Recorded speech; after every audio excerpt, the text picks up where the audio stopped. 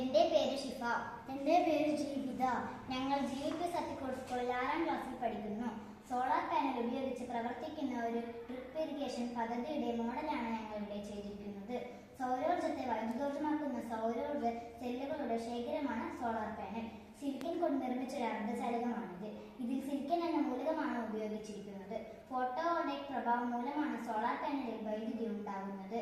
Silicon പാളികളിൽ പതിക്കുന്ന സൂര്യപ്രകാശം അതിലുള്ള അറ്റങ്ങളെ ഉദ്ദീപിപ്പിക്കുകയും ഇലക്ട്രോണുകളുടെ പ്രവാഹത്തിന് കാരണമാവുകയും ചെയ്യുന്നു.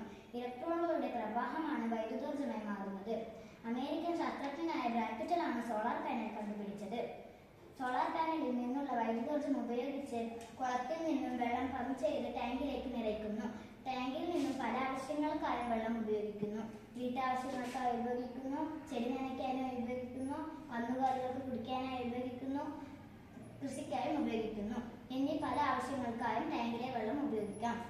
மின்கட்டணங்கள் அதிகரித்து வரும் இன்றைய சூழலில் சூரிய ஆற்றல் மிகுந்த பயனுள்ளதாகும். சூரிய ஆற்றலில் உள்ள பயன்கள்: செலவு குறைவு, இயற்கைக்கு தீங்கு விளைவிக்காது, திரும்ப திரும்ப பயன்படுத்தலாம், பாதுகாப்பானது.